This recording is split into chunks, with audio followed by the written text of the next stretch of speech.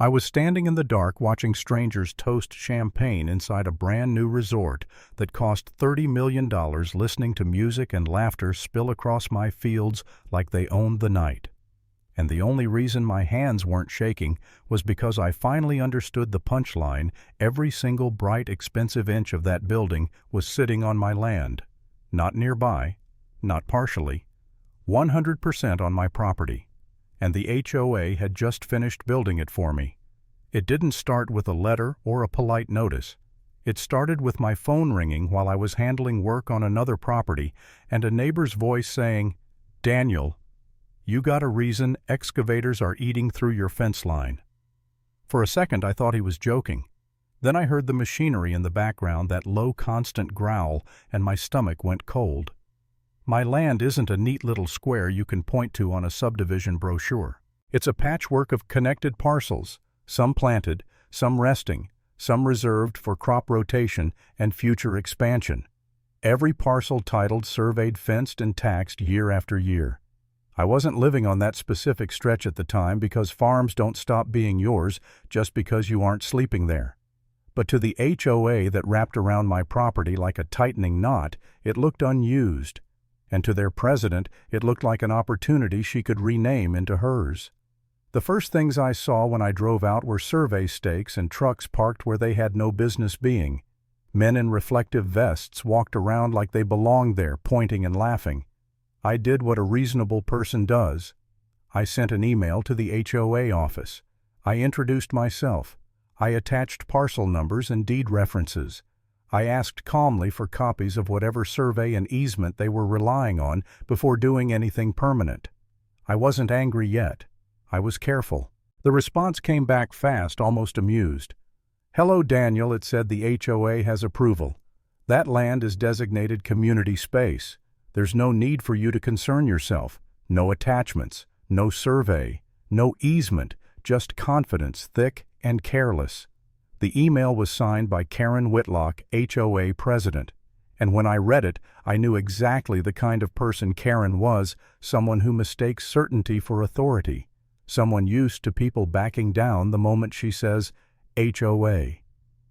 I drove out again 2 days later, and that was the moment the air changed.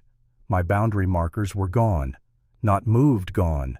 The grading cut straight through my parcel like someone had taken a knife to the map. Concrete forms were stacked where my fence had been, and my fence had been pulled back and rolled up like junk. Dust hung in the sunlight. The ground vibrated. An excavator bucket rested on my soil like it had every right to be there.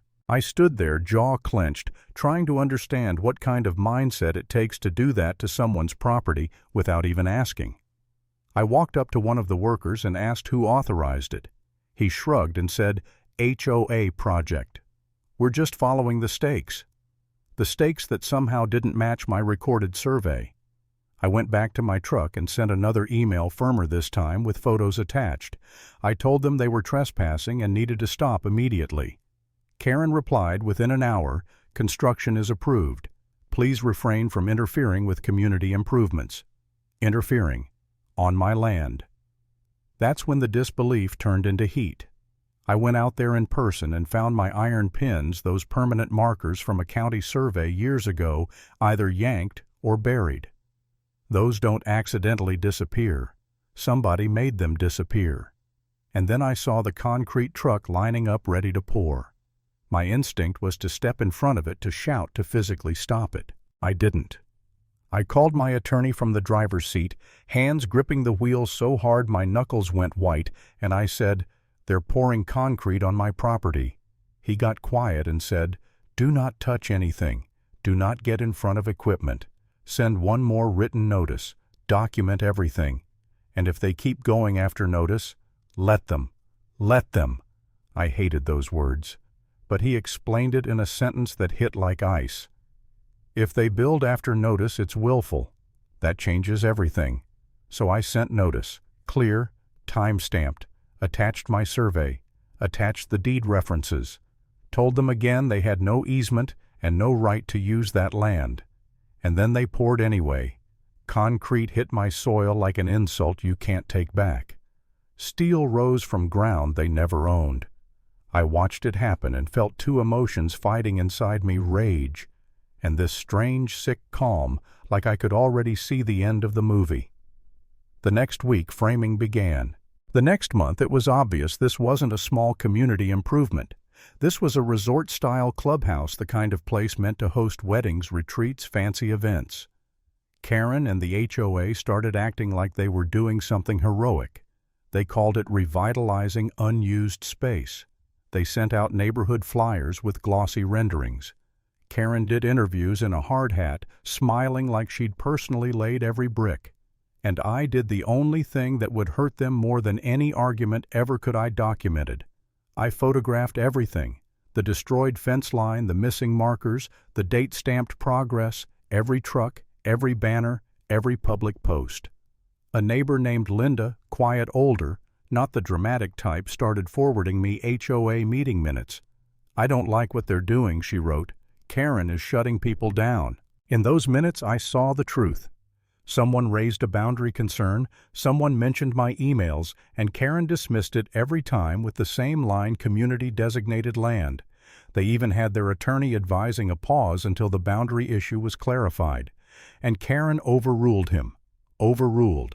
Like the deed was just an opinion. Construction sped up after that, like they were trying to outrun the consequences. And for a while it messed with my head. I won't lie.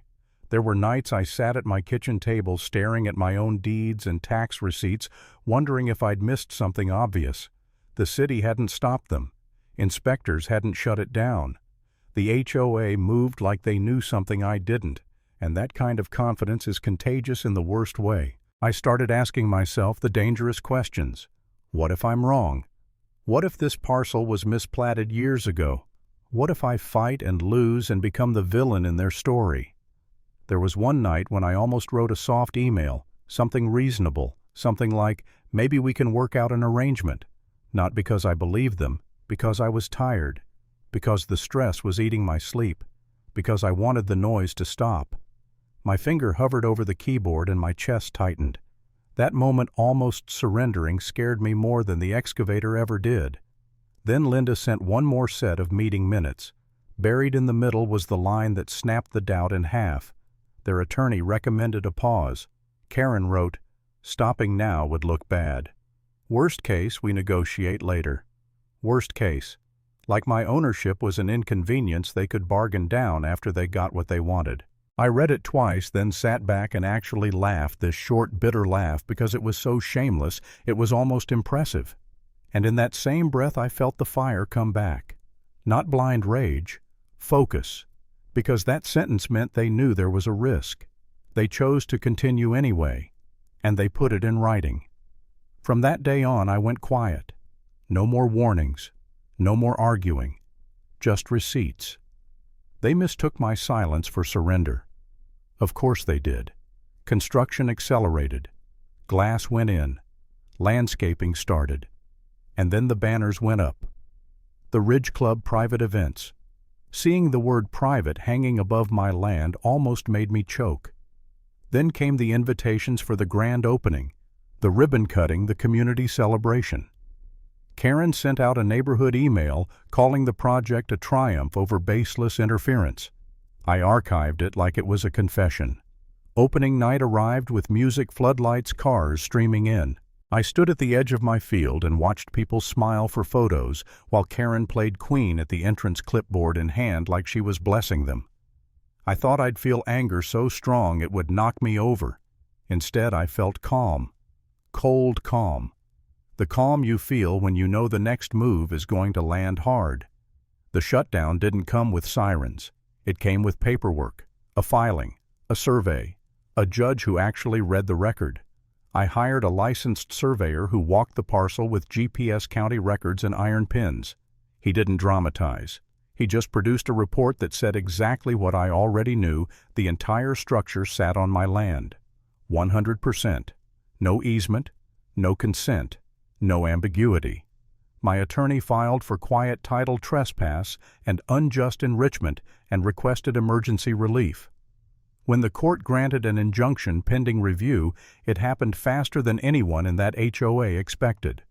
Overnight, the resort went dark. Events were canceled, deposits frozen, vendors told to stop, security ordered to stand down. Residents showed up the next morning expecting a normal day and found locked doors and legal notices posted, official notices that didn't care how confident Karen sounded in an email. That's when panic hit the HOA like a wave. Karen called emergency meetings. She blasted long messages blaming everyone, the contractor, the surveyor, the city me. She tried to frame it as a misunderstanding, an administrative error. And then, because she couldn't help herself, she escalated in the dumbest, most Karen way possible. When I stood on the my gravel drive, watching staff carry equipment out under court order, she issued me an HOA fine for trespassing. Trespassing. On my property. I didn't argue. I paid it. I scanned it. I added it to the file. Because sometimes the fastest way to bury someone is to let them keep talking while you collect proof. Discovery was brutal. Emails surfaced. Minutes surfaced. My warnings were there, time-stamped and clear. Their attorney's caution was there. Karen's override was there. That worst-case line stared up from the page like a confession. In the hearing, the HOA tried to claim mistake. The judge listened, then asked one question that sliced through every excuse. Why did you continue construction after receiving notice from the landowner? Karen's lawyer stared at his notes. Karen sat behind him, lips pressed tight, eyes hard, like she was still trying to intimidate reality. Silence answered. The court found willful trespass and bad faith construction. Use of the property remained enjoined. Revenue records were ordered produced. Accounting became unavoidable. And that's when the HOA started to fall apart. Vendors demanded payment. Residents demanded explanations. Insurers denied coverage. Lenders asked questions no one wanted to answer. The board fractured as soon as the word personal liability entered the room. Karen tried to hold it together with speeches and threats, but once people smell consequences, loyalty disappears fast. I watched emails stop copying her. I watched board members distance themselves. I watched the woman who had strutted through interviews in a hard hat suddenly become unavailable. She resigned before a vote, then tried to deny she resigned, then stopped answering calls altogether. The final order came down in plain language that stripped the story of all its noise title, quieted in my name. Every improvement affixed to the land declared a fixture belonging to the owner of the soil. The resort changed hands without moving an inch. $30 million of concrete steel wiring and imported finishes mine because they built it on my ground. The HOA was ordered to disgorge profits, cover my fees, and maintain the property until transfer. Karen was named individually for authorizing construction after notice. Her last email promised transparency. It delivered nothing. The afternoon the judgment posted, I drove out with a locksmith and my attorney and changed the locks. It was surreal watching electronic badges fail, watching staff stare at doors that no longer recognized them, watching residents gather at the gate, reading notices like they were trying to translate reality into something they could accept. Some shouted, some apologized. Most just stood there stunned, finally understanding that maps matter and confidence doesn't rewrite ownership. Karen showed up once late in the day, still trying to wear authority like perfume. She marched up in heels that sank slightly into the gravel, clipboard in hand, like it was a weapon, and she demanded to know what I thought I was doing. I looked at her. This woman who had smiled while bulldozers tore up my fence, who had dismissed my ownership as baseless, who had fined me for trespassing on my own land, and I felt a strange calm settle into place. Not hatred, not joy, just clarity. I said quietly, "I'm standing on my property, Karen." She snapped back that this was community land, that I was stealing from the neighborhood, that I was ruining people's lives. Her voice rose sharp and panicked, and for a second I saw the crack beneath the confidence. Because she finally understood something she'd refused to understand from the start, she couldn't vote her way out of a deed. She couldn't threaten her way out of a survey. She couldn't posture her way past a judge's signature. Security stepped between us, not to protect me, but to keep her from making it worse. She kept talking anyway. People like Karen always do, right up until the moment the world stops listening. I didn't bulldoze the resort. I didn't burn it down. I didn't celebrate. I did something colder, something that fit the reality of what they'd done. I leased it back to the HOA under terms designed to prevent arrogance. Market rent audits, personal guarantees, compliance inspections. No speeches, no handshakes, just signatures. They signed because bankruptcy was the alternative. Payments started arriving on time every month quietly, like the neighborhood had learned to speak in a softer tone. My fence line was repaired. My soil was tested. My fields returned to stillness. And the resort, the thing they built to prove power, stood there as a permanent reminder that shortcuts set themselves in concrete. People ask if I felt guilty. I didn't. I warned them. Twice. They built anyway. And when someone decides they're entitled to what's yours, they're counting on your hesitation more than their right. Don't give it to them.